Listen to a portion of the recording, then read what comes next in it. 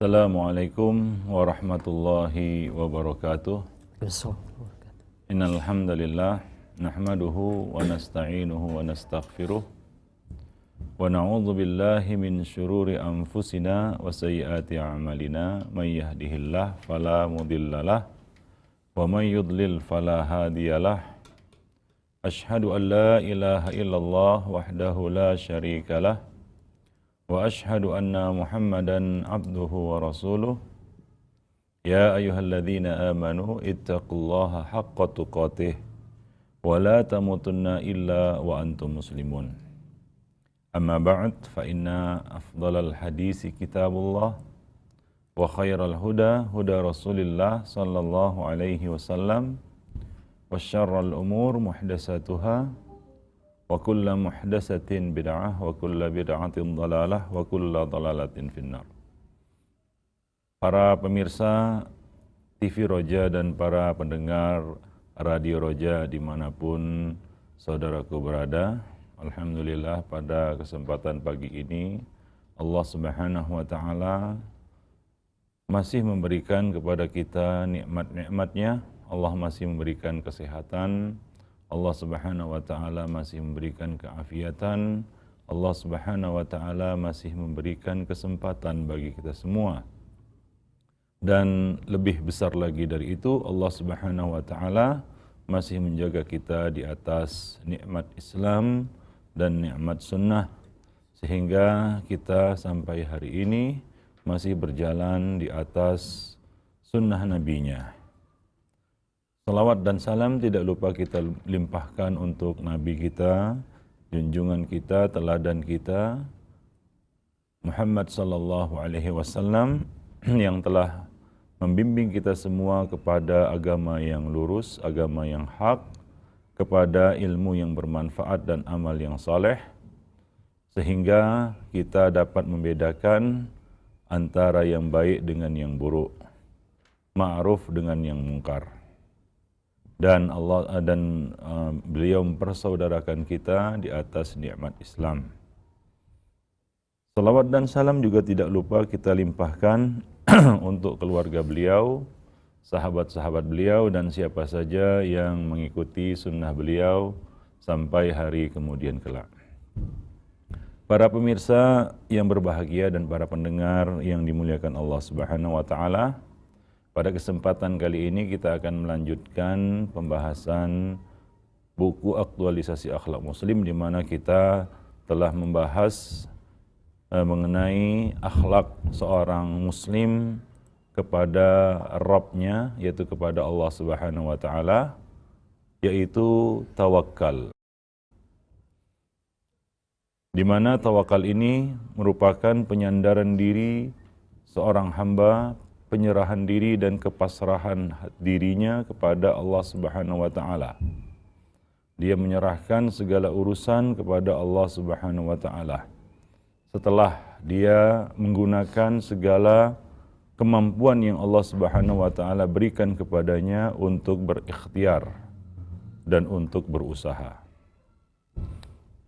Sebelumnya kita sudah membahas tentang apa itu tawakal, dan bahwa tawakal ini adalah sesuatu yang diperintahkan oleh Rasulullah sallallahu alaihi wasallam. Dan Nabi kita Muhammad sallallahu alaihi wasallam adalah contoh yang terbaik di dalam bertawakal. Beliau adalah hamba yang paling sempurna tawakalnya kepada Allah Subhanahu wa ta'ala. Rasulullah adalah hamba yang paling sempurna tawakalnya. Dan akhlak ini senantiasa dan selalu menghiasi seluruh aktivitas beliau, bahkan tatkala berdoa dan berzikir. Ibnu Abbas radhiyallahu anhuma meriwayatkan bahwa dalam salah satu doa beliau mengucapkan, Allahumma laka aslamtu wa bika amantu wa alaika tawakkaltu wa ilaika anabtu wa bika khasamtu wa ilaika hakamtu faghfirli ma qaddamtu wa ma akhartu wa ma asrartu wa ma a'lantu anta ilahi la ilaha illa ant. Ini salah satu doa yang dibaca oleh Nabi kita Muhammad sallallahu alaihi wasallam. Beliau berkata dalam doanya ini, "Ya Allah, hanya kepadamu aku berserah diri. Hanya kepadamu aku beriman. Hanya kepadamu aku bertawakal. Dan hanya kepadamu aku kembali. Dan hanya kepadamu aku mengadu. Dan hanya kepadamu aku berhukum. Maka ampunilah dosa-dosaku yang telah lalu maupun yang kemudian, yang aku lakukan sembunyi-sembunyi maupun yang aku lakukan terang-terangan. Sungguh Engkau adalah ilahku dan tidak ada ilah yang berhak disembah selain Engkau." Ini doa diriwayatkan oleh Al-Imam Al-Bukhari dan Muslim di dalam sahih mereka berdua. Di sini Rasulullah sallallahu alaihi wasallam menyatakan tawakalnya kepada Rabbnya. Wa alaika tawakkaltu. Laka aslamtu. Kepadamu aku berserah diri dan kepadamu aku bertawakal. Ya, Nabi sallallahu alaihi wasallam adalah hamba yang senantiasa menyandarkan urusannya kepada Rabbnya, kepada Allah Subhanahu wa taala, hingga pada saat dia berdoa dan berzikir. Ummul Mukminin Ummu Salamah radhiyallahu anha menceritakan bahwa apabila Rasulullah sallallahu alaihi wasallam hendak keluar rumah, maka beliau membaca doa, "Allahumma a'udzubika an adilla au udall, au azilla au uzal, wa au adlima au udlam, au ajhala au yujhal alayya." Ya Allah, aku berlindung kepadamu dari tersesat. Ya, aku berlindung kepadamu dari tersesat dan disesatkan. Atau aku tergelincir atau digelincirkan. Atau aku berbuat zalim atau dizalimi. Dan aku berlindung kepadamu dari berbuat jahil atau dijahili. Ya, jadi Rasulullah sallallahu alaihi wasallam, ya, kesempurnaan tawakal Rasulullah sallallahu alaihi wasallam ini merupakan contoh dan teladan bagi umatnya. Dan ini juga dapat disaksikan, ya, kesempurnaan tawakal Nabi ini dapat disaksikan ketika peristiwa hijrah ke Madinah bersama Abu Bakar As-Siddiq. Ketika keduanya bersembunyi di Gua Thur. Pada saat itu Rasulullah sallallahu alaihi wasallam akan berhijrah ke Madinah. Dan untuk menghindari kejaran orang-orang musyrik, kaum musyrikin Arab atau musyrikin Makkah, beliau mengambil jalan yang agak berbeda. Dan ini merupakan salah satu bentuk tawakal, ya, yaitu berikhtiar. Nabi tidak menempuh jalan biasa. Nabi menempuh jalan yang lain agar kaum musyrikin kehilangan jejak mereka. Beliau menuju ke arah selatan. Gua Thur itu, ya, Bukit Thur itu terletak di selatan kota Mekah, di arah selatan kota Mekah. Mungkin tidak ada orang yang mengira bahwa ini adalah jalur hijrah Nabi Shallallahu Alaihi Wasallam. Dan di situ beliau bersembunyi, ya, bersama Abu Bakar As-Siddiq yang menyertai beliau. Nah, ketika, ya, Abu Bakar berkata, "Ketika kami berada di dalam gua, aku dapat melihat kaki orang-orang musyrik yang tengah mencari kami. Itu tepat di atas kepala kami, yaitu di atas gua." Jadi orang-orang musyrikin ini mencari Rasulullah. Mereka berputar-putar mencari Rasulullah. Mereka tidak menemukan jejak Nabi ke arah utara, karena kota Madinah itu atau Yathrib pada waktu itu berada di utara kota Mekah. Dan jalurnya adalah jalur pantai, ya, biasa digunakan oleh orang-orang Arab untuk jalur perdagangan mereka. Tapi mereka tidak menemukan jejak Nabi di situ dan Abu Bakar. Maka mereka pun berputar-putar dan sampailah mereka di Gua Thur. Tapi mereka sama sekali tidak mengira bahwa Nabi berada di situ. Nah, ketika mereka tepat berada di atas kepala kami, yaitu di atas gua tersebut, aku berkata kepada Nabi, wahai Rasulullah, seandainya mereka melihat ke bawah, pasti mereka akan menemukan kita. Pasti mereka akan melihat kita. Kemudian Rasulullah sallallahu alaihi wasallam mengatakan, wahai Abu Bakar, menurutmu apa yang akan terjadi terhadap dua orang, sementara Allah lah yang ketiganya? Allah Subhanahu wa taala mengabadikan ini di dalam Al-Qur'an, la tahzan innallaha ma'ana. Janganlah kamu bersedih, sungguhnya Allah Subhanahu wa taala bersama kita. Nah, dikisahkan pula oleh Jabir bin Abdullah radhiyallahu anhu bahwa ia pernah ikut dalam peperangan Dhatur Riqa di Najd. Ya, di Najd. Ketika menemukan pohon yang rindang, itu di satu lembah yang dipenuhi dengan pohon-pohon yang besar, para sahabat menjadikannya sebagai tempat peristirahatan. Mereka singgah dan beristirahat di situ. Beliau beristirahat di situ dan beliau mengambil sebuah pohon yang rindang, kemudian beliau beristirahat di situ. Sementara pedang beliau digantungkan pada dahan, ya, pada dahan pohon tersebut. Lalu ketika beliau tidur, tiba-tiba seorang Arab Badui, yaitu musyrik, seorang Badui yang masih musyrik, datang lalu mengambil pedang beliau dan menghunuskan pedang itu kepada beliau. Ya, dia mengambil pedang itu dari sarungnya, lalu menghunuskan pedang itu ke arah Nabi. Lalu ia berkata, apakah kamu takut denganku? Nabi menjawab, tidak. Ya, siapakah yang akan membelamu dari seranganku? Kata Arab Badui ini pula. Maka Rasulullah SAW menjawab, Allah. Ya, Nabi SAW menjawab, Allah. Ketika Arab Badui itu, ya, Badui musyrik ini menghunuskan pedang itu ke arah Nabi dan bertanya kepada Nabi, berkata kepada Nabi, siapa yang dapat melindungimu dari pedang ini? Maka ia menjawab, Allah. Maka mendengar jawaban tersebut, pedang yang dipegang yang ada di tangan Arab Badui ini langsung jatuh ke tanah.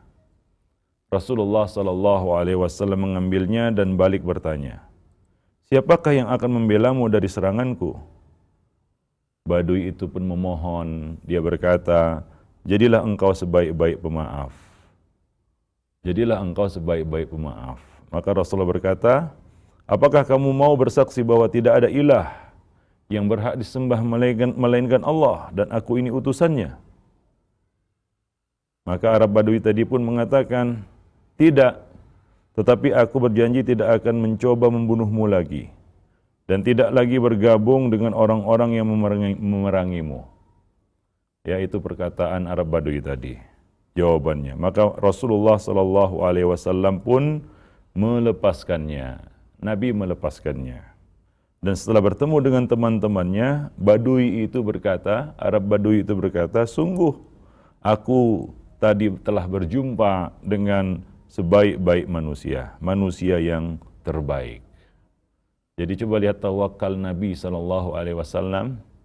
Ya, ketika pedang sudah dihunuskan kepada beliau dan ditanya, siapa yang dapat melindungimu? Nabi SAW mengatakan, Allah. Ini adalah bentuk tawakal yang paling tinggi dan menunjukkan kesempurnaan tawakal Nabi kita Muhammad SAW. Ya, jadi ini merupakan teladan bagi kita semua, contoh bagi kita semua, bagaimana seorang hamba itu harus bertawakal kepada Rabb-Nya dalam segala urusannya. Karena ikhtiar ataupun kekuatan, kemampuan yang Allah Subhanahu wa taala berikan kepada kita itu tidak akan bermanfaat bagi kita kecuali dengan izin Allah.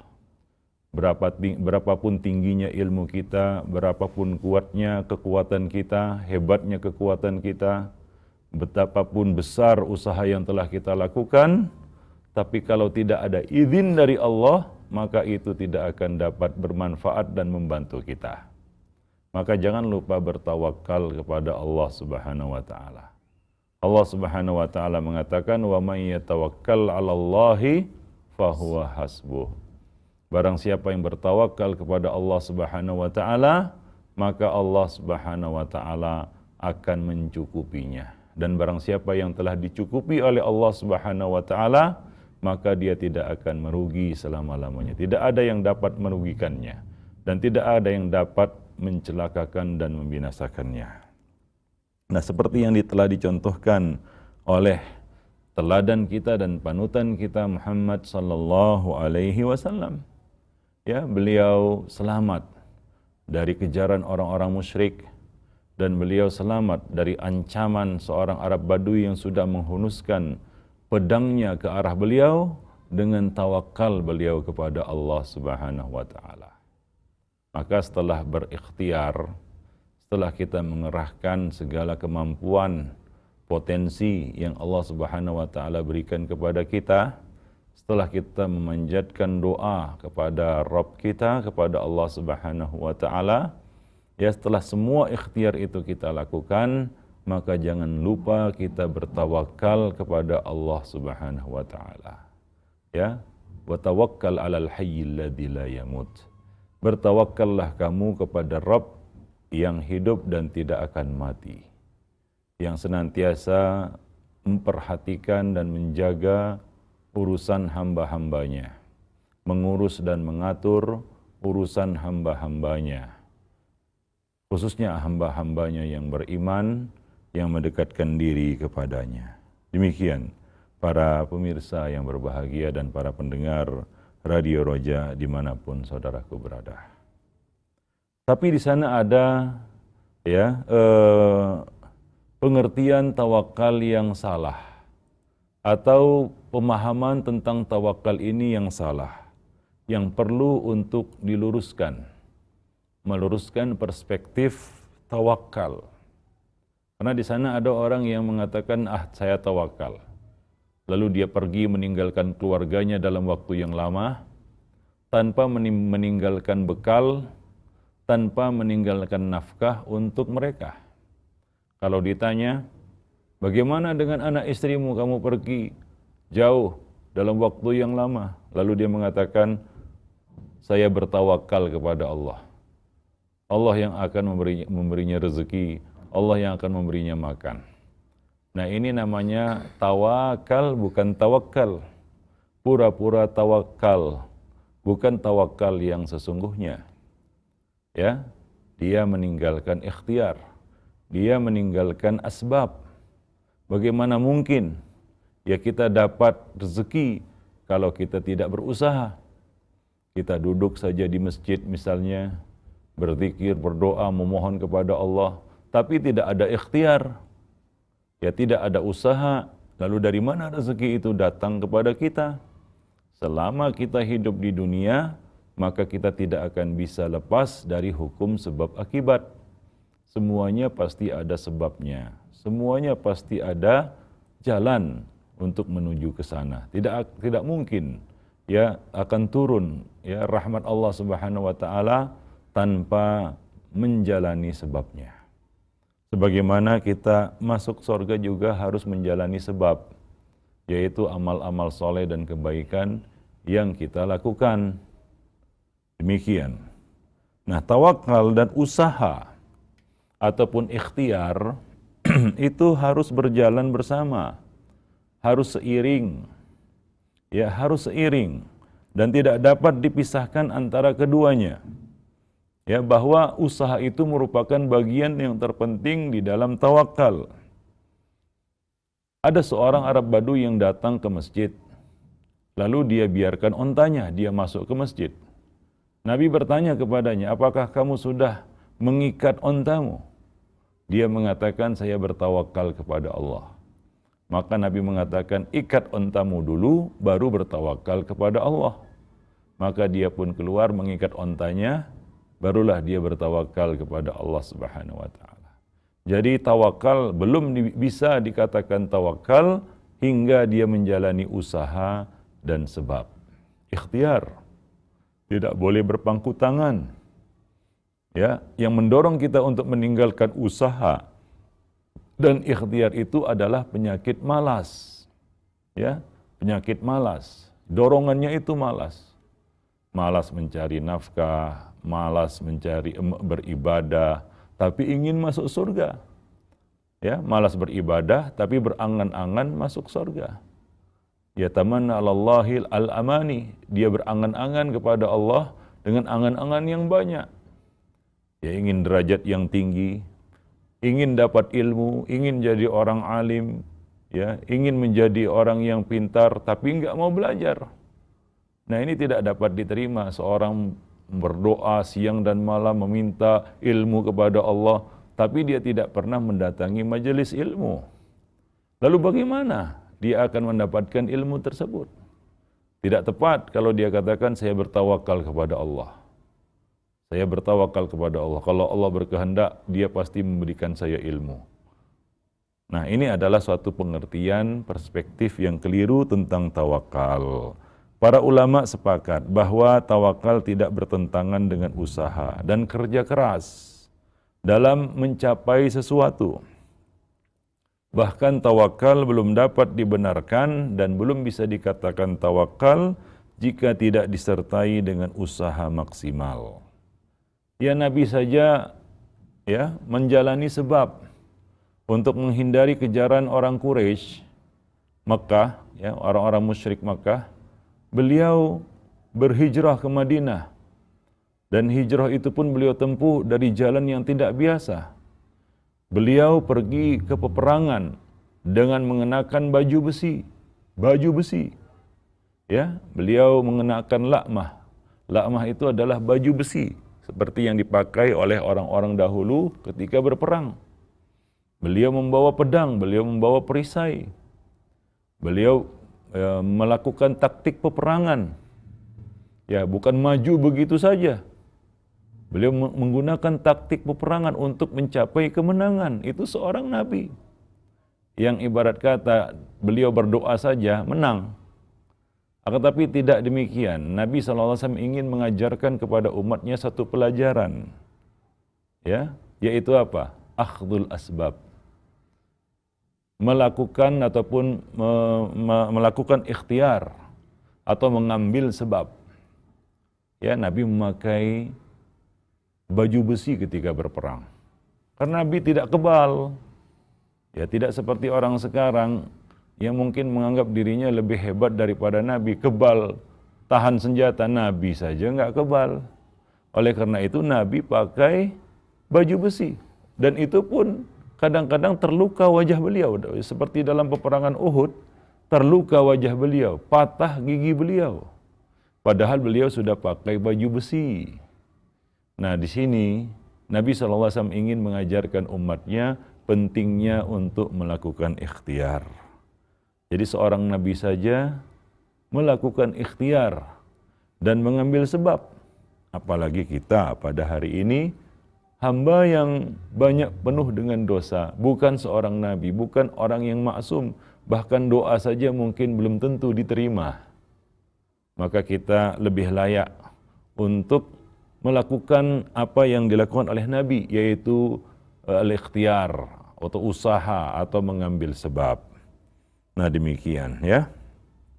Jadi tawakal belum dapat dibenarkan jika tidak disertai dengan usaha yang maksimal. Karena keduanya ini, tawakal dan usaha adalah dua perkara yang saling melengkapi, saling menyempurnakan satu sama lainnya. Usaha tanpa tawakal ini hambar. Karena apapun usaha yang kita lakukan, kalau Allah tidak mengizinkan, maka itu tidak akan terlaksana. Demikian pula tawakal akan hambar jika tidak ada usaha. Bagaimanapun tawakalnya kita kepada Allah, tapi kalau kita berpangku tangan, kita tidak akan mencapai apa yang kita inginkan. Kita tidak akan dapat menggapai apa yang kita cita-citakan. Demikian ya. Dan tawakal sendiri merupakan rangkaian usaha. Merupakan satu rangkaian usaha dalam merealisasikan tujuan kita. Itu dengan menyerahkan hasilnya kepada Allah Subhanahu wa taala dengan keyakinan bahwa Allah tidak akan menyia-nyiakan ya tidak akan menyia-nyiakan pahala orang-orang yang berbuat baik. Ya, la yudhi'u Allah Subhanahu wa taala tidak akan menyia-nyiakan pahala orang-orang yang berbuat baik. Demikian. Jadi jika seseorang mengklaim, ya, mengaku dirinya sebagai seorang yang mutawakkil, orang yang bertawakal, ya hendaknya dia melakukan sebab. Ya, jika ia mengklaim dia bertawakal tapi tidak didahului dengan usaha, maka tawakalnya itu adalah tawakal yang keliru. Bahkan ia tidak dikatakan bertawakal. Ia belum dikatakan orang yang bertawakal. Jadi Rasulullah sallallahu alaihi wasallam mengajarkan kita untuk menjauhi sikap berpangku tangan. Ya, atau berpangku tangan ini biasanya diidentikan dengan kemalasan, malas. Yaitu ingin meraih sesuatu dengan bersandar pada doa semata tanpa melakukan upaya yang disyariatkan. Ya, ini merupakan ya gambaran dari sifat malas dan sifat ajas, yaitu lemah. Al-qasl wal ajas, di mana Rasulullah sallallahu alaihi wasallam ya telah berlindung kepada Allah Subhanahu wa taala dari dua sifat ini.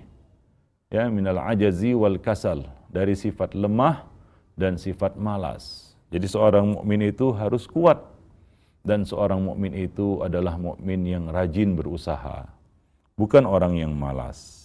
Demikian, ya. Jadi Rasulullah mengajarkan kita untuk menjauhi sikap atau sifat suka berpangku tangan, yaitu ingin meraih sesuatu dengan bersandar pada doa semata tanpa melakukan usaha sedikit pun. Karena doa tanpa disertai usaha bukan tawakal. Maka Nabi mengatakan apa? Ihris ala ma yanfa'uk. Ihris artinya bersungguh-sungguh. Ya, bersungguh-sungguh. Ya, serius, ya, untuk meraih apa yang bermanfaat bagimu, ya.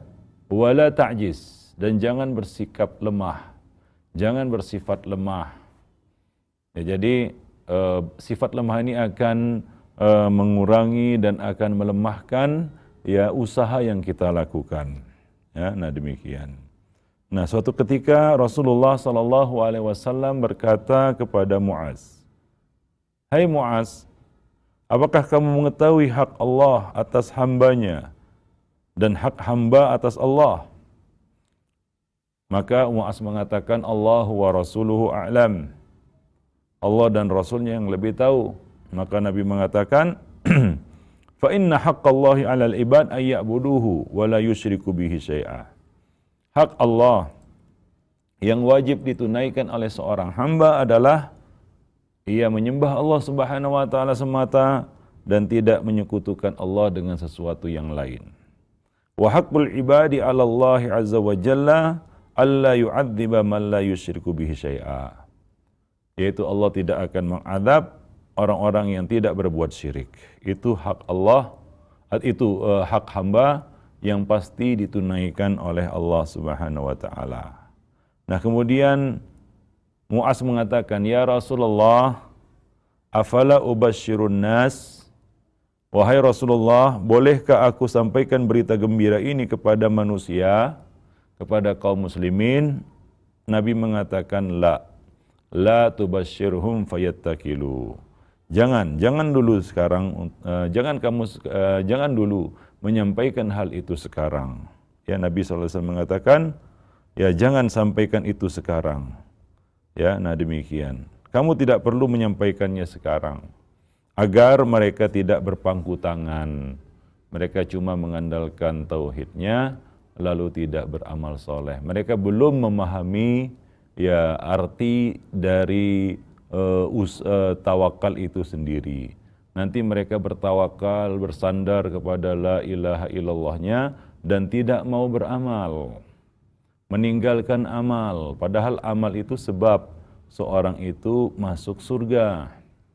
Lalu mereka mengandalkan la ilaha illallah untuk masuk surga. Memang syarat masuk surga itu adalah la ilaha illallah. Namun seorang mukmin itu janganlah dia bersandar dengan la ilaha illallahnya saja lalu meninggalkan amal. Karena meninggalkan amal jatuh dalam maksiat merupakan baridul kufri, merupakan saluran menuju kekufuran, menuju maksiat, dan maksiat itu adalah jalan menuju kekufuran, kemusyrikan, dan itu adalah suatu yang membatalkan la ilaha illallah. Ya, jadi sebagian orang meninggalkan asbab, meninggalkan amal, sehingga ia jatuh dalam penyakit futur, ya, lemah dan lesu imannya, dan pada akhirnya syaitan menyeretnya pertama mungkin kepada maksiat, kemudian kepada bid'ah, pada akhirnya ia diseret kepada kekufuran dan kesyirikan, wal iyadzubillah. Nah demikian, maka Nabi mengatakan jangan dulu sampaikan itu sekarang, ya, agar mereka tidak berpangku tangan, mereka hanya mengandalkan kalimat la ilaha illallah saja dan tidak mau beramal. Demikian. Melalui hadis ini Rasulullah sallallahu alaihi wasallam ingin menerangkan bahwa segala sesuatu yang mendorong kita kepada sikap berpangku tangan dan enggan berusaha itu tidak termasuk tawakal. Ya, demikianlah sikap yang beliau contohkan dan pelajaran yang beliau sampaikan kepada sahabat-sahabat beliau. Hati Rasulullah dikaruniai tawakal yang sempurna, dianugerahi tawakal yang sempurna, dan dipenuhi dengan keyakinan yang kuat kepada Allah Subhanahu wa taala. Ya, diberi keyakinan yang kuat kepada Allah Subhanahu wa taala. Ya, yang paling tinggi imannya, yang paling sempurna imannya, yang paling bertakwa kepada Allah Subhanahu wa taala, yang paling tahu tentang Allah Subhanahu wa taala adalah beliau. Adalah Rasulullah sallallahu alaihi wasallam. Seorang mukmin tidak boleh meyakini bahwa di sana ada orang yang imannya lebih tinggi daripada Nabi sallallahu alaihi wasallam. Takwanya lebih hebat daripada Nabi sallallahu alaihi wasallam. Amalnya lebih bagus daripada Rasulullah sallallahu alaihi wasallam. Tetapi beliau senantiasa dan selalu giat mengejar dan berusaha untuk mewujudkan harapannya. Sampai-sampai Aisyah mengatakan ketika melihat Rasulullah sallallahu alaihi wasallam mengerjakan solat malam sehingga bengkak tapak kaki beliau, tumit beliau, maka pecah-pecah tumit beliau. Maka Aisyah berkata kepada beliau, "Ya Rasulullah, bukankah Allah telah mengampuni dosamu yang lalu maupun yang akan datang? Bukankah engkau adalah hamba yang sudah dijamin surga?" Maka Nabi SAW mengatakan, "Wahai Aisyah, bukankah lebih baik aku menjadi hamba yang bersyukur kepada Allah Subhanahu wa taala?" Dan beliau melakukan ikhtiar untuk mewujudkan dan menunjukkan, membuktikan syukur beliau kepada Allah, yaitu dengan beribadah, dengan rajin mengerjakan ibadah, giat untuk berusaha mewujudkan harapan. Demikian ikhwan fillah ya. Nah, seperti yang kita jelaskan tadi bahwa ketika berhijrah ke Madinah bersama Abu Bakar, Rasulullah menyewa seorang laki-laki musyrik sebagai penunjuk jalan untuk menghindari pantauan kaum musyrikin. Ya, jadi beliau melakukan taktik peperangan. Ya, demikian pula lihat pula pada peristiwa perang Uhud, sebelum berperang beliau meninggalkan bekal yang cukup untuk keluarga. Ya, setiap peperangan beliau keluar, sebelum keluar beliau meninggalkan bekal yang cukup untuk keluarga beliau. Itu untuk jihad. Ya, beliau tidaklah meninggalkan keluarga begitu saja tanpa nafkah, tanpa belanja, ya, tanpa meninggalkan bekal dan persediaan yang cukup untuk keluarga. Jadi ini menunjukkan sikap bertanggung jawab, sikap tawakal yang benar, bahwa beliau bertawakal itu dengan mengambil sebab. Jadi beliau meninggalkan bekal yang cukup. Ya, tidak seperti sebagian orang sekarang meninggalkan keluarganya dalam waktu yang lama tanpa bekal. Ya, tanpa bekal. Kalau ditanya, bagaimana nanti anak istrimu bisa hidup? Saya tawakal kepada Allah Subhanahu wa taala. Ya, memang mungkin anak dan istrinya selamat dengan bantuan orang lain, tapi dia telah menyusahkan orang lain. Orang lain yang berikhtiar dan berusaha untuk anak istrinya. Sementara dia, ini adalah sikap pengecut, yaitu lari dari tanggung jawab. lari dari tanggung jawab. Ini merupakan salah satu tipu daya syaitan. Ya, tipu daya syaitan. Dan ini menunjukkan bahwa dia adalah orang yang tidak bertanggung jawab terhadap anak dan istrinya, keluarganya. Nah, Nabi SAW tidak demikian. Ketika sebelum berperang, sebelum meninggalkan keluarga untuk berjihad, beliau itu meninggalkan bekal yang cukup untuk keluarga. Bahkan Nabi tidak menyertakan orang-orang yang tidak dapat meninggalkan bekal untuk keluarganya, untuk ikut berjihad bersama beliau. Ya, seperti orang-orang miskin, ya, yang merayu untuk ikut pergi bersama beliau, tapi mereka tidak punya bekal, maka Nabi tidak menyertakan mereka. Nah, demikian. Ya. Nah, dan ketika berperang juga beliau mengenakan 2 lapis baju perang untuk melindungi diri. Ya, untuk melindungi diri.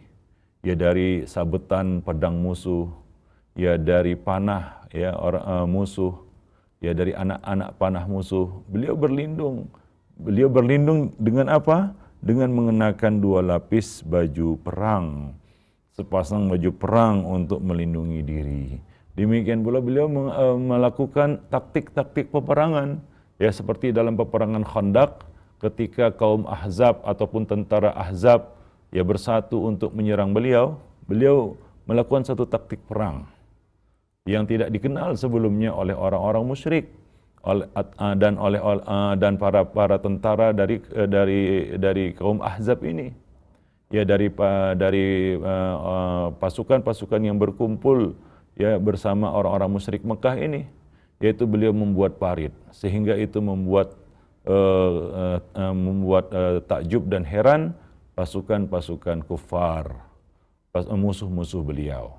Nah, demikian. Jadi beliau juga melakukan sebab ya untuk meraih suatu kemenangan, dan beliau selalu berusaha melakukan hal yang terbaik sebelum menitipkan hasil usahanya kepada Allah Subhanahu wa taala, yaitu usaha yang diridhoi Allah, usaha yang dicintai dan dibenarkan Allah Subhanahu wa taala. Ya. Melakukan usaha-usaha yang dihalalkan oleh Allah Subhanahu wa taala, bukan usaha-usaha yang haram, bukan usaha-usaha yang tidak dibenarkan, ya misalnya dengan syirik. Wah, ini berusaha melindungi diri dari perang, dalam peperangan, tapi apa? Pakai ilmu kebal. Nah, ini diharamkan. Yaitu mereka mengatakan ini adalah bentuk usaha. Iya, tapi usaha yang haram, bukan usaha yang halal. Usaha yang kita lakukan sebelum kita bertawakal itu adalah usaha-usaha yang diridhai oleh Allah Subhanahu wa taala. Karena itulah beliau digelari, salah satu sebutan beliau adalah Al-Mutawakkil.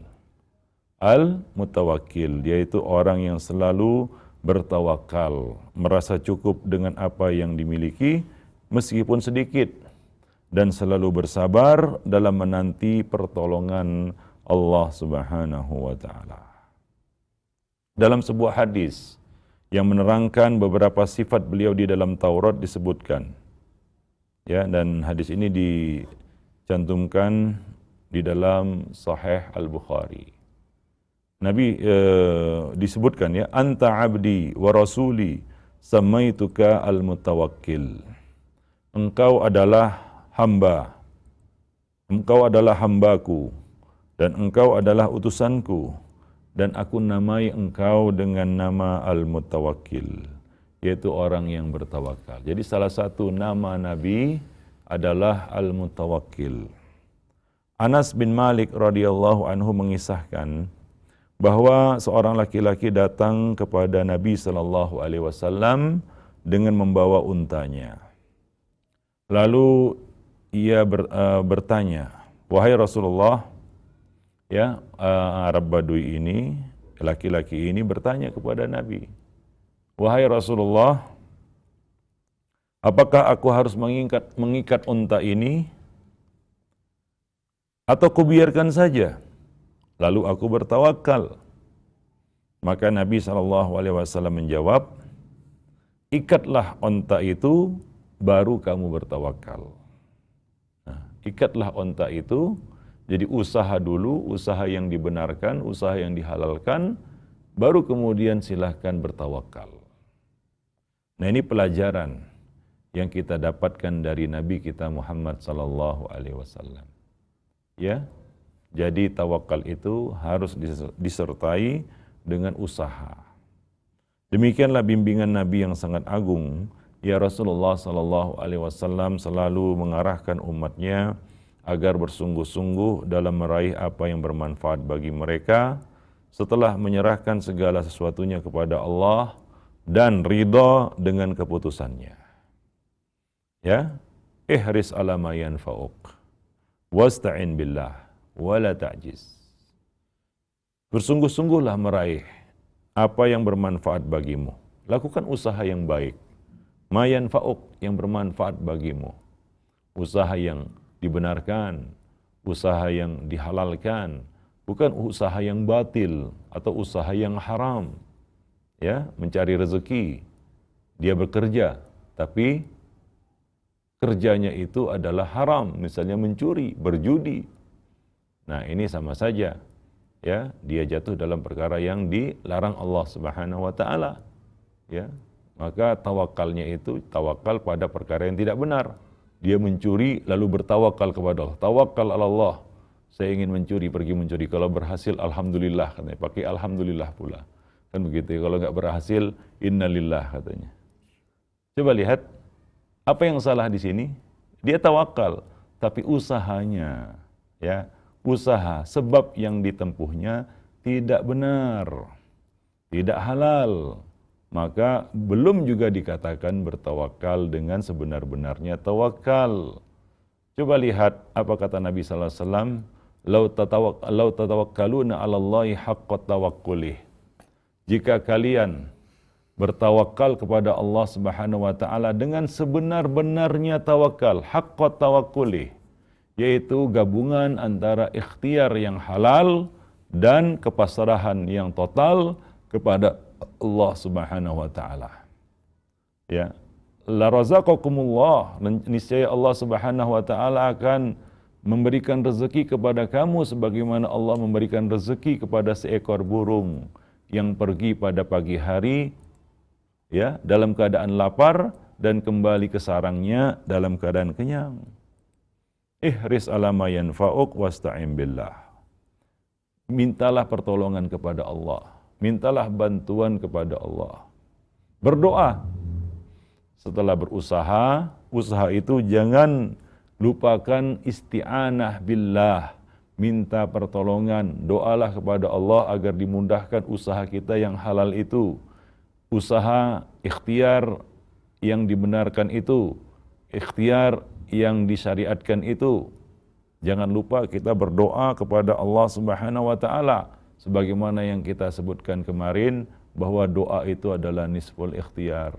Separuh dari ikhtiar kita itu adalah doa. Ya, selebihnya lagi silakan kita berusaha dengan usaha yang halal. Kemudian ya, hindari ya sifat malas, lemah. Ini dua sifat yang akan mengganjal ikhtiar kita, yang akan menyurutkan semangat ikhtiar kita, yaitu apa? Sifat lemah dan sifat malas. Kalau sudah berkumpul dua sifat ini, maka ya ini pertanda seorang hamba jauh dari taufik Allah Subhanahu wa taala. Dia akan meninggalkan ikhtiar. Yaitu apa? Sudah malas, lemah pula. Maka orang seperti ini ujung-ujungnya pasti meninggalkan ikhtiar. Ya. Mau berikhtiar malas. Mau berikhtiar lemah. Wah, enggak bisa usaha itu. Saya enggak punya kemampuan. Usaha yang ini berat, saya enggak mampu. Saya tidak mampu yang itu. Lemah. Akhirnya tidak ada satu ikhtiar pun yang bisa dilakukannya karena kelemahannya. Nah, mukmin itu bukanlah orang yang lemah. Nah, demikian. Kemudian malas. Mau kerja ini malas, mau kerja itu malas, hingga tidak ada pekerjaan yang dilakukannya. Ya, mau jadi ya pegawai malas, ya. Mau jadi pedagang malas, ya jadi bawahan malas, jadi atasan nggak bisa. Ya jadi apa jadinya? Nah, akhirnya berpangku tangan, tidak berikhtiar. Lalu ya menutupi kemalasan dan kelemahannya itu dengan tawakal. Nah, ini sebenarnya bukan tawakal, ini namanya tawakal. Dia pura-pura saja tawakal. Nah, demikian ya. Nah, jadi Nabi mengatakan wala ta'jiz. Nah, sesudah itu semua maka serahkanlah hasilnya kepada Allah Subhanahu wa taala. Kita sudah tawakal, kita sudah berikhtiar, kita sudah berdoa, ya. Sesudah itu apa? Serahkan hasilnya kepada Allah. Berbaik sangkalah kepada Allah Subhanahu wa taala. Apapun yang Allah berikan untuk kita, maka terimalah dengan lapang dada. Ya, kalau itu berupa musibah, maka bersabarlah. Kalau itu berupa nikmat, maka bersyukurlah. Maka Nabi SAW mengatakan, wa in asabaka syai'un fala takul. Jika musibah menimpamu, artinya sudah kita bertawakal, sudah kita berusaha, doa pun ya enggak kurang, kan begitu ya. Tapi ternyata yang terjadi adalah sesuatu yang tidak kita kehendaki. Sesuatu yang tidak kita harapkan, padahal usaha sudah maksimal, keringat jagung sudah keluar, doa-doa pamungkas sudah keluar, ya tawakal sudah full, tapi ternyata yang terjadi itu tidak seperti yang kita kehendaki. Wa ma tasya'una illa ayyasha Allah. Tidaklah kamu berkehendak melainkan semuanya di bawah kehendak Allah Subhanahu wa taala. Yang terjadi justru sesuatu yang tidak kita harapkan. Setelah itu semua, maka jangan kamu katakan, jangan kamu berandai-andai yang dapat membuyarkan semua usaha yang telah kita lakukan. Ya, tawakal yang telah kita lakukan. Yaitu apa? Dengan mengatakan lau anni fa'altu kadza lakana kadza wa kadza, seandainya aku tadi melakukan ini, maka hasilnya akan begini dan begini. Dia menyesali takdir. Mulailah dia menyalahkan Allah Subhanahu wa taala. Bagaimana Allah ini enggak adil? Saya sudah berusaha, usaha yang keras. Saya sudah berdoa siang dan malam. Saya sudah bertawakal. Tapi kenapa saya diberikan seperti ini? Kenapa saya juga mendapatkan musibah? Coba lihat Nabi. Ya, ini adalah satu pelajaran. Pelajaran dari Nabi kita Muhammad sallallahu alaihi wasallam dalam peperangan Uhud. Beliau sudah berusaha, melakukan ikhtiar, bahkan untuk menentukan apakah beliau tetap di Madinah atau menyongsong kaum musyrikin keluar. Beliau musyawarah dan memutuskan untuk menyongsong kaum musyrikin di luar kota Madinah, yaitu di Uhud. Dan beliau telah memakai baju perang. Ya, dan beliau berangkat bersama pasukan, menempatkan pasukan-pasukan pemanah di satu bukit untuk menghadang orang-orang musyrik untuk mencapai kemenangan. Jadi ini adalah ikhtiar-ikhtiar yang beliau lakukan sudah maksimal. Dan berdoa juga Nabi kepada Allah Subhanahu wa taala, dan doa Nabi makbul. Ya, beliau adalah hamba yang makbul doanya. Tapi demikian pun tetap, ya, apa yang dikehendaki manusia itu di bawah kehendak Allah Subhanahu wa taala. Ya, maka Nabi mengatakan dalam satu hadis, ya, jika terjadi sesuatu sesuai dengan apa yang aku inginkan, maka Nabi berdoa. Jika terjadi sesuatu yang sesuai dengan keinginan beliau, maka beliau berdoa alhamdulillahilladzi tatimmus shalihat, alladzi bi ni'matihi tatimmus shalihat. Tapi kalau terjadi sesuatu yang tidak beliau harapkan, maka beliau berdoa alhamdulillah ala kulli hal. Itu Nabi sallallahu alaihi wasallam. Kadang-kadang juga terjadi sesuatu yang tidak beliau inginkan, padahal beliau adalah Nabi. Bagaimana pula kita yang bukan Nabi? Ya, wajar kalau sesuatu itu terjadi di luar kehendak kita atau tidak seperti yang kita inginkan. Nah, ini dalam peperangan Uhud ini. Semua usaha maksimal sudah Nabi tempuh. Doa sudah beliau ucapkan. Ya, kemudian apa? Tawakal kepada Allah Subhanahu wa taala. Namun dalam peperangan itu beliau tertimpa musibah. Ya, sahabat-sahabat beliau gugur, 70 orang syuhada. Kemudian ya beliau juga terluka, gigi beliau patah. Ya, nah demikian. Tapi itulah satu pelajaran. Nabi SAW tetap ya berdoa. Ya, ketika itu beliau berdoa, Allahumma ighfir li qaumi fa innahum la ya'lamun. Itu sudah dilukai.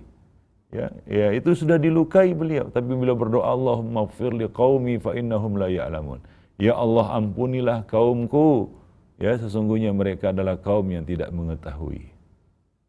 Ini Rasulullah sallallahu alaihi wasallam. Maka janganlah kalau suatu itu terjadi tidak sesuai dengan keinginan kita, lalu kita berprasangka buruk kepada Allah Subhanahu wa taala.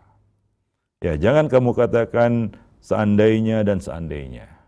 Karena itu walakin qul, akan tapi katakanlah qadarullah wa ma syaa fa'al. Ini adalah takdir Allah. Apa yang Allah kehendaki pasti terjadi. Karena lau itu kata Nabi, fa inna lau taftahu amal syaitan. Lau itu akan membuka ya pintu-pintu kejahatan syaitan. Ya, akan membuka pintu-pintu kejahatan syaitan. Jadi dalam hadis ini Rasulullah membagi harapan manusia menjadi dua bagian. Pertama, harapan yang mungkin diraih atau dihindari. Nah, untuk mewujudkannya ia harus berusaha bersungguh-sungguh seraya meminta pertolongan kepada Allah Subhanahu wa taala. Dan yang kedua adalah sesuatu yang sudah menjadi takdirnya. Ia tidak mungkin meraih sesuatu yang ditakdirkan, ya terluput darinya.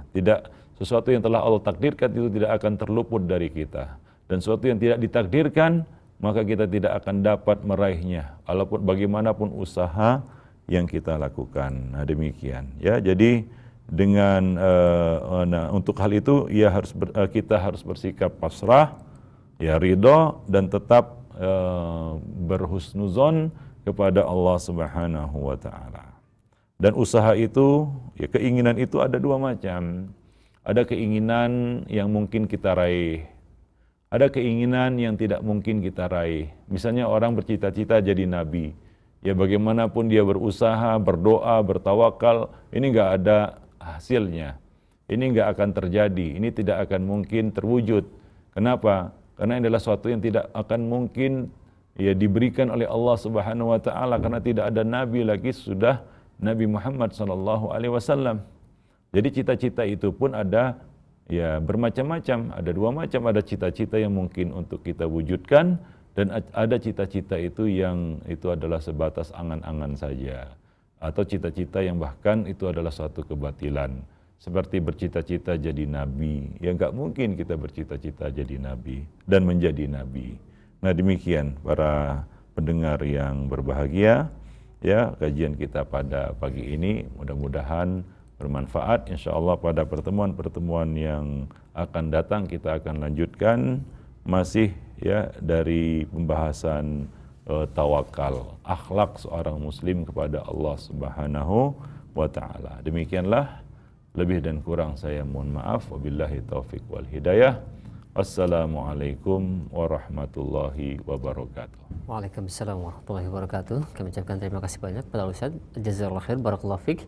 Dan demikian ikhwatal Islam rahimani wa rahimakumullah, pendengar dan pemirsa Roja dimanapun Anda berada, kajian ilmiah yang telah disampaikan dari pembahasan aktualisasi akhlak muslim, dari pembahasan tawakal, yaitu akhlak kita kepada Allah Subhanahu wa taala. Baik, untuk selanjutnya kami buka sesi interaktif, sesi soal jawab bagi Anda yang ingin bertanya langsung. Silakan Anda bisa menghubungi kami di layanan telepon di 0218236543 yang kiranya kami harapkan untuk pertanyaan yang Anda ajukan ya disesuaikan dengan pembahasan kita di kesempatan pagi hari ini. Ya baik, kesempatan pertama silakan kami berikan di layanan telepon di 0218236543. Halo. Assalamualaikum. Waalaikumsalam warahmatullahi wabarakatuh. Dengan siapa di mana Pak? Anak Ishak di Kota Kisaran. Ya silakan Pak. Assalamualaikum Ustaz. Waalaikumsalam warahmatullahi wabarakatuh. Iya, barakallahu. Wa iya. Silakan.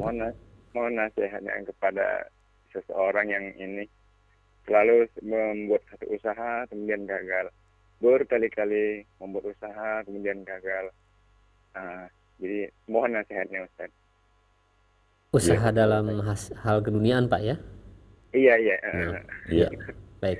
Terima Ya kasih Allah, banyak Pak Ustaz. Ishak di kisaran. Assalamualaikum. Waalaikumsalam warahmatullahi wabarakatuh. Nah, Yang pertama, coba periksa usaha kita itu. Apakah itu usaha yang halal atau usaha yang haram?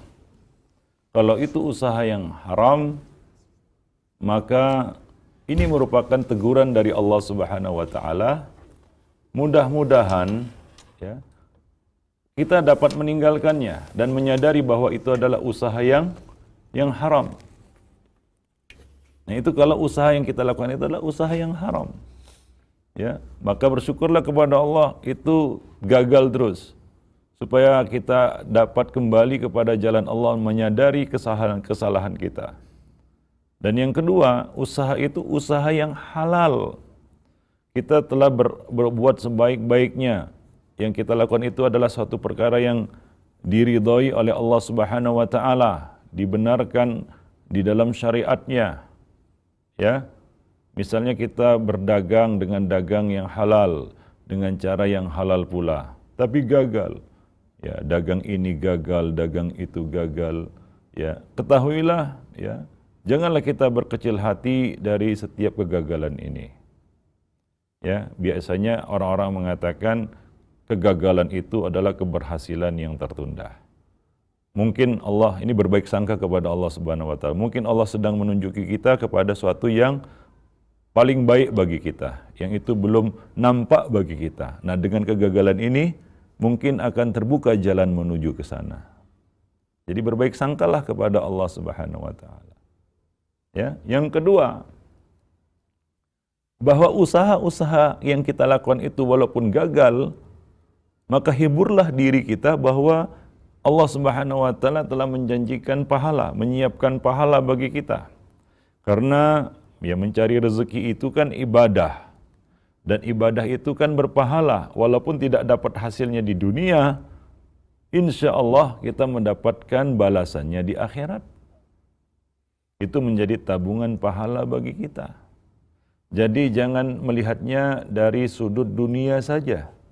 Coba lihat dari sisi akhirat. Mungkin pahala yang Allah Subhanahu wa taala sediakan dan siapkan untuk kita di akhirat jauh lebih besar daripada hasil yang akan kita cicipi di dunia ini. Nah, dan yang ketiga, mungkin Allah menghindarkan kita dari satu keburukan. Usaha ini gagal. Mungkin kalau kita nggak gagal, itu akan buruk bagi kita. Kembali lagi, kita berhusnuzan kepada Allah Subhanahu wa taala. Usaha ini gagal, mungkin kalau berhasil akan mudarat bagi kita. Ya, maka renungilah bahwa mungkin itulah yang terbaik bagi kita untuk menghindarkan kita dari satu keburukan yang lebih besar. Ya, itu yang ketiga. Nah, kemudian yang keempat, ini adalah satu ujian dari Allah Subhanahu wa taala dan membuka peluang bagi kita untuk menjadi hamba yang bersabar. Dan sabar itu, ya, sabar terhadap misalnya dalam usaha yang gagal kita lakukan. Ya, misalnya ada satu keinginan kita gagal terpenuhi, lalu kita bersabar.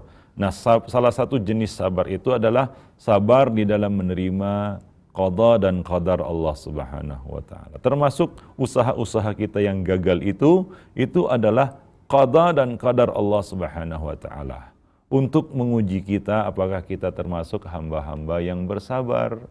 Nah, Allah Subhanahu wa taala membuka peluang bagi kita untuk bersabar dan mendapatkan pahala orang-orang yang bersabar. Ya, Allah mengatakan innama yuwaffas sabiruna ajrahum bighairi hisab. Sesungguhnya Allah telah menyiapkan pahala bagi orang-orang yang bersabar itu tanpa hisab, tanpa batasan, tanpa hitungan. Nah, jadi hiburlah diri dengan kesabaran. Ya, hiburlah diri dengan kesabaran. Terus berusaha. Ihris ala ma yanfa'u. Jangan kita merasa lemah karena itu ujian dari Allah Subhanahu wa taala dan kadang-kadang syaitan datang menggoda, tepis ya bisikan-bisikan syaitan itu. Ya, terus berusaha. Ya, niscaya Allah Subhanahu wa taala akan memberi jalan bagi kita. Kemudian bersyukurlah.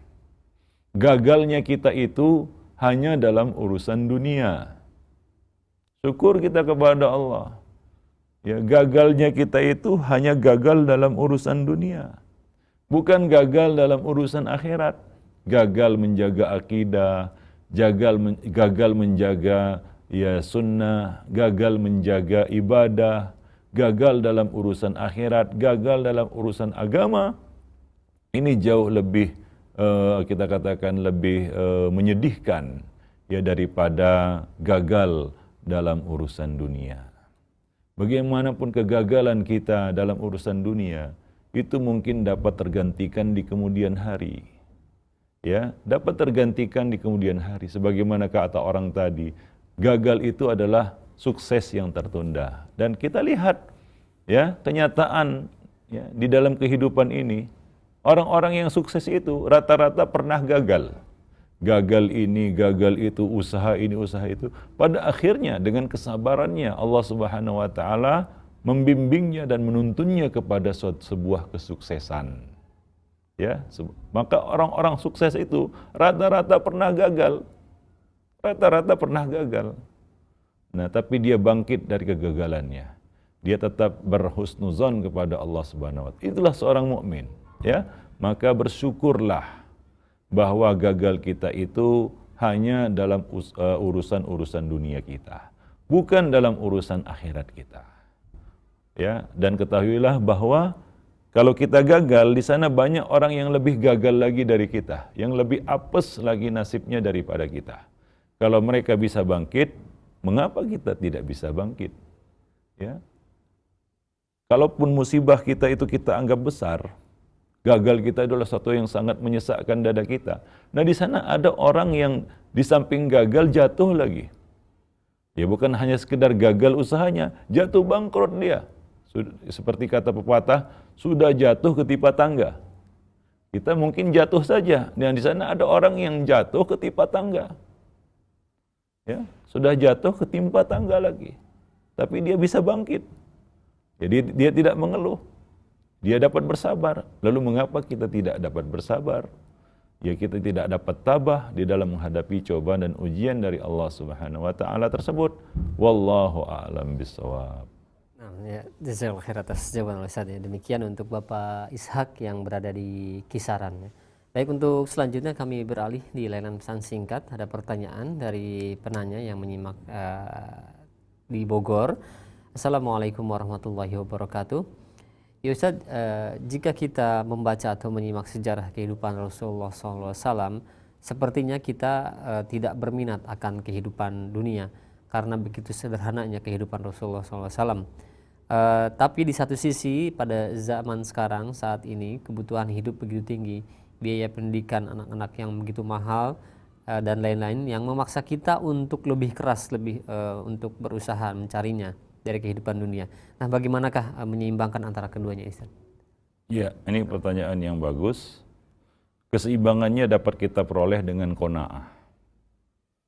Qanaah itu adalah kanz, adalah perbendaharaan, kekayaan yang tidak akan habis, la yanfad. Maka kalau kita ingin menjadi orang yang paling kaya, ya paling cukup di dunia ini, maka jadilah orang yang qanaah. Yakinlah bahwa Allah Subhanahu wa taala telah menjamin rezeki hamba-hambanya. Berusahalah dengan segala potensi yang telah Allah berikan kepada kita. Carilah ya jalan-jalan yang halal dengan syariat yang Allah Subhanahu wa taala telah turunkan kepada kita. Ya, kita ada rambu-rambu syariat dalam kehidupan ini, ada yang halal dan ada yang haram. Kita bukan seperti hewan ternak yang tidak kenal aturan halal dan haram. Ya, lakukan itu semua. Tawakal kepada Allah. Ya, niscaya kita menjadi orang yang paling cukup hidupnya. Ya, paling cukup hidupnya, paling bahagia hidupnya, paling tentram, aman, damai, dan tidak merasa kekurangan. Karena orang yang paling miskin itu adalah orang yang serba kurang. Apapun yang diberikan kurang, ini kan miskin namanya, miskin jiwa. Ya, sakit rohani. Sehingga dia tidak pernah merasa puas dan tidak pernah bersyukur kepada Allah Subhanahu wa taala. Nabi itu orang kaya. Ya, Nabi itu kaya. Tapi Nabi berdoa, Allahumma ahyini miskinan wa amitni miskinan wa syurni fi zumratil masakina yaumal qiyamah. Ya Allah, hidupkanlah aku dalam keadaan miskin, matikanlah aku dalam keadaan miskin, dan kumpulkanlah aku bersama orang-orang miskin pada hari kiamat. Ya, Nabi itu hidupnya miskin, tapi beliau kaya. Bagaimana itu? Miskin tapi kaya. Ya, kebanyakan hidup Nabi itu miskin. Tapi beliau kadang-kadang tiba-tiba jadi orang kaya. Datang harta dari Bahrain untuk beliau. Hingga bertumpuk harta itu di hadapan beliau. Ini kan kaya. Tapi kaya beliau itu tidak lama-lama. Karena beliau hamba yang bersyukur. Beliau adalah hamba yang bersyukur. Begitu dapat kekayaan, habis dibagi-bagi. Ya. Dan tersisa untuk keperluan dan kecukupan beliau untuk hari itu. Ya, itulah kehidupan Nabi SAW. Beliau bagi-bagi, ya beliau sedekahkan, ya beliau bantu orang yang perlu bantuan. Nah itu Nabi. Ini adalah contoh orang kaya yang bersyukur. Nah ini contoh orang kaya yang bersyukur. Ya, bukan tak boleh jadi orang kaya, tapi bisakah kita jadi orang kaya seperti Nabi? Seperti Abu Bakar As-Siddiq yang menyerahkan seluruh hartanya, kemudian beliau berusaha lagi, miskin lagi, berusaha lagi, kaya lagi, sedekah lagi. Ini tawakalnya betul-betul tinggi ini. Ya, Umar yang menyerahkan separuh hartanya. Utsman yang menyiapkan bekal untuk satu pasukan besar. Ya, yang dijamin ya perbekalannya itu oleh seorang Utsman. Ya, fi sa'atil usrah. Ini contoh orang-orang kaya pada zaman Nabi, para sahabat. Mereka kaya tapi tak lama-lama. Begitu kaya habis. Berinfak, bersedekah, berusaha lagi. Jadi kaya lagi, sedekah lagi. Ya. Demikian mereka. Ya berpindah dari satu amal soleh kepada amal soleh yang lainnya. Nah itu Rasulullah SAW. Jadi umat Islam ini tidak dilarang jadi orang kaya. Akan tetapi jadilah orang kaya yang bersyukur. Syukurilah kekayaan Allah Subhanahu wa taala. Jangan jadikan kekayaan itu untuk bermegah-megah, membuat kita lalai. Alhaakumut takatsur. Kebanyakan kita ini ya kurang mampu jadi orang kaya. Kenapa? Begitu kaya kita nimbun harta. Begitu kita diberi kekayaan, kita justru cinta kepada harta itu, sehingga berat untuk bersedekah.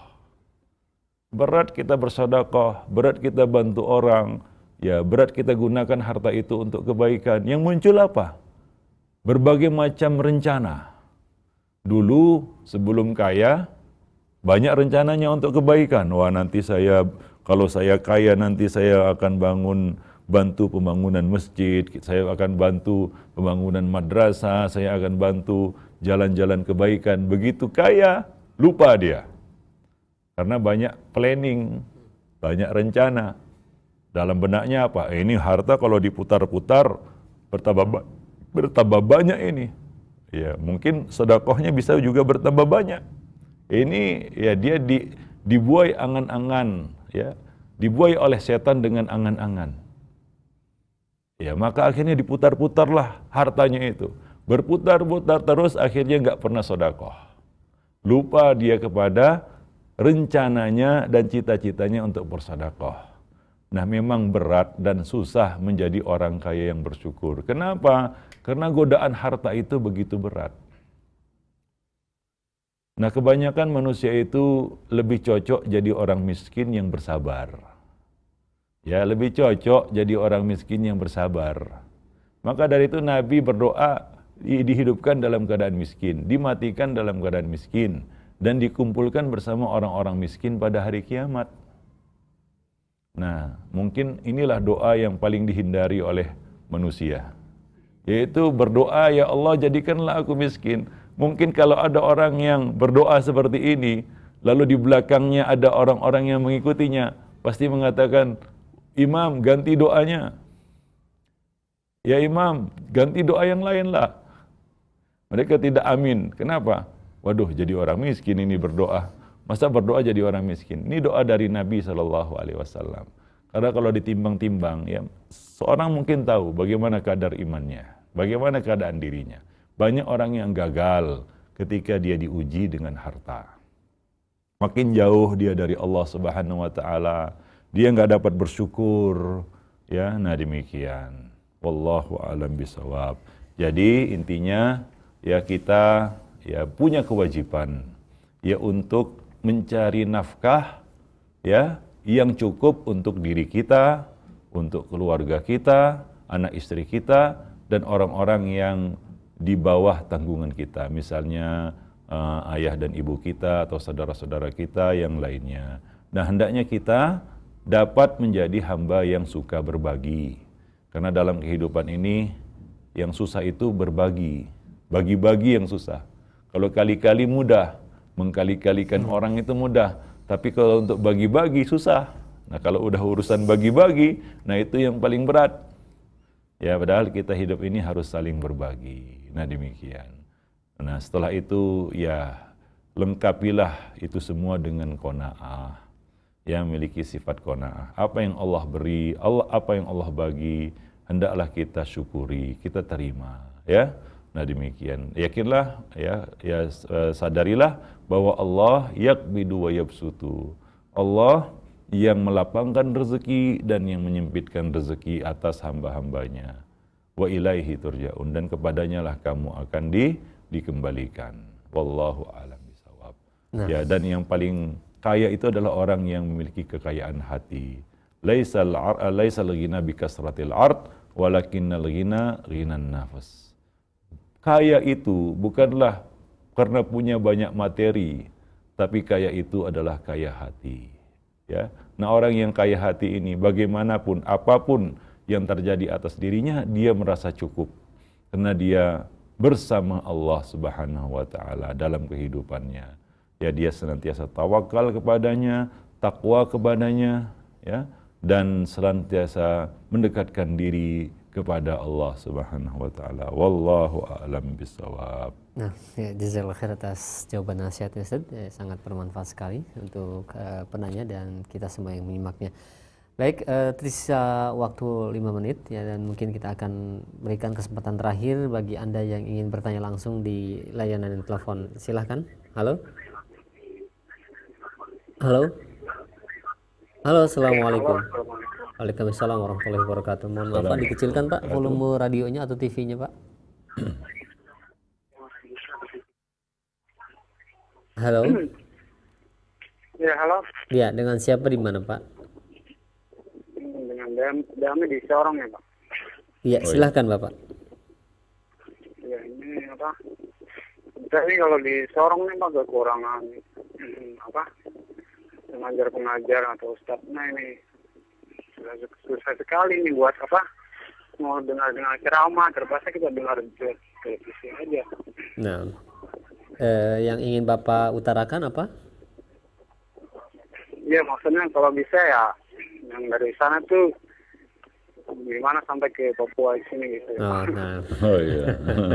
Ini usulan saja. Iya, kita wajib banyak-banyak bersyukur kepada Allah Subhanahu wa taala atas kemudahan yang Allah berikan kepada kita, sehingga saudara kita yang jauh di timur sana, di Sorong, Papua ataupun di Jayapura dapat menikmati siaran yang bermanfaat ini, ya. Ini merupakan karunia dan anugerah dari Allah yang wajib kita syukuri, dan kita berdoa mudah-mudahan nikmat ini dijaga oleh Allah Subhanahu wa taala. Ya, nah kemudian insya Allah atau mudah-mudahan dimudahkan ya langkah kita untuk mengunjungi saudara-saudara kita yang berada jauh di timur sana. Kita yang ada jauh di barat ya juga ya merindukan atau rindu untuk bertemu dengan saudara-saudara kita yang ada di timur. Ya, mudah-mudahan Allah Subhanahu wa taala memudahkan semua urusan kita dan menjaga kita semua di atas Islam dan di atas sunnah Nabinya Muhammad sallallahu alaihi wasallam. Nah demikian ya, dan inilah akhir dari pertemuan kita pada pagi ini. Mudah-mudahan bermanfaat bagi kita semua dan kita masih membicarakan tentang tawakal. Ya, insya Allah kita lanjutkan nanti kajiannya pada pertemuan-pertemuan yang akan datang, yaitu tentang buah dan keutamaan dari tawakal. Ya, wallahu a'lam bishawab. Ya, subhanakallah bihamdik asyhadu an la ilaha illa anta wa astaghfiruka wa atubu ilaik.